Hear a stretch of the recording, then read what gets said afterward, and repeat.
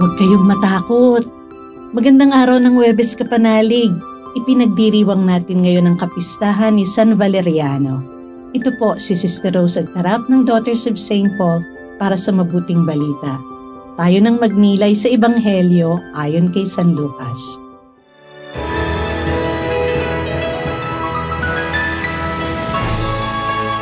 Sinabi ni Jesus sa kanyang mga alagad, "Kung makita ninyong nakubkob na ng mga hukbo ang Jerusalem, alamin ninyong sumapit na ang kanyang pagkawasak. Kaya tumakas pabundok ang mga nasa Judea, umalis ang mga nasa lungsod, at huwag nang bumalik doon ang mga nasa bukid.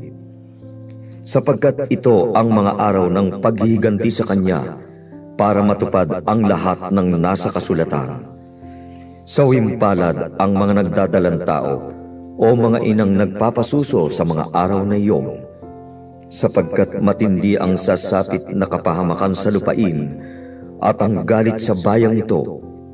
Mamamatay sila sa tabak, dadalhing bihag sa lahat ng bansa, at yuyurakan ng mga bansang pagano ang Jerusalem hanggang mabuo ang panahon ng mga bansa. Magkakaroon ng mga tanda sa araw, buwan at mga bituin. Sa lupa'y mangangamba ang mga bansa dahil sa ugong at alon ng dagat, at wala silang magagawa.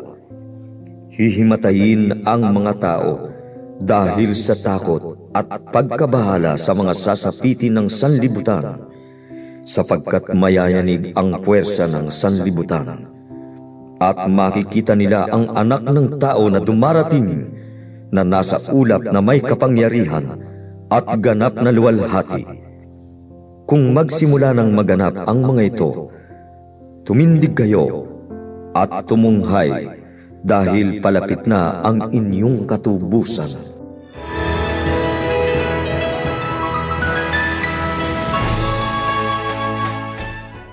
Nakakaramdam pa ba tayo ng takot?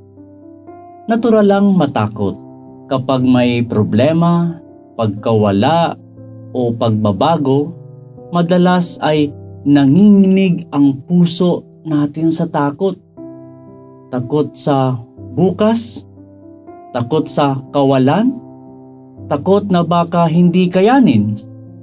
Pero sa ating ebanghelyo ngayon, habang inihahanda ni Jesus ang kanyang mga alagad sa mga darating na unos at kaguluhan, malinaw ang kanyang mensahe.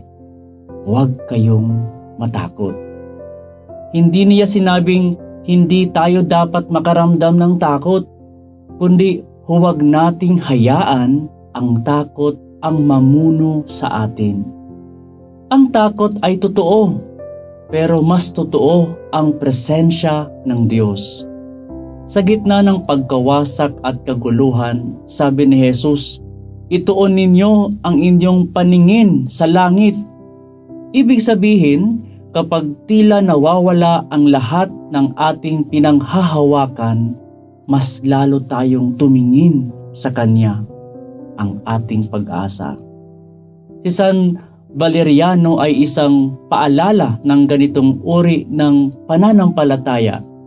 Bilang isang martir, alam niya ang bigat ng takot sa harap ng kamatayan. Pero pinili niyang magtiwala. Hindi dahil madali, kundi dahil alam niyang may higit na katotohanan kaysa sa takot. Ang katotohanang kasama niya ang Diyos. Tayong lahat ay dumaraan sa mga sandaling tila wala ng kasiguraduhan. Ngunit ang salita ni Jesus ay patuloy na totoo. Huwag kayong matakot. Dahil sa bawat dilim, siya ang liwanag.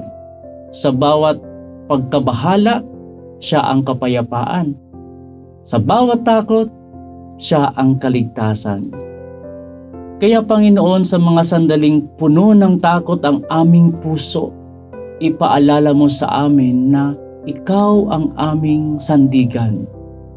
Tulungan mo kaming magtiwala gaya ni San Valeriano, na sa gitna ng unos ay manatiling payapa dahil alam naming kasama ka. Amen. Mga kapanalig, maraming salamat po sa inyong suporta sa aming misyon, lalo na sa mga donors at sponsors ng Mabuting Balita.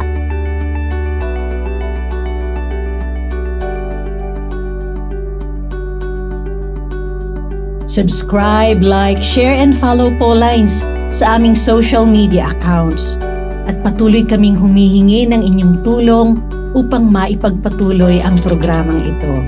Maaari po ninyong ipadala ang inyong love offerings at donasyon sa aming donations channels. Makakaasa kayo na kasamang lagi ang inyong mga intensyon at kahilingan sa aming panalangin araw-araw. Ito pong muli si Sister Rose na nag-aanyaya sa inyong manalangin para sa mga minamahal nating pumanaw. Pagkalooban mo sila, Panginoon, ng pagkahimlay na walang hanggan at mamulat nawa sila sa kaliwanagang walang katapusan. Naway magpahinga sila sa kapayapaan. Amen. We are here to provide a new way of communicating and proclaiming the gospel.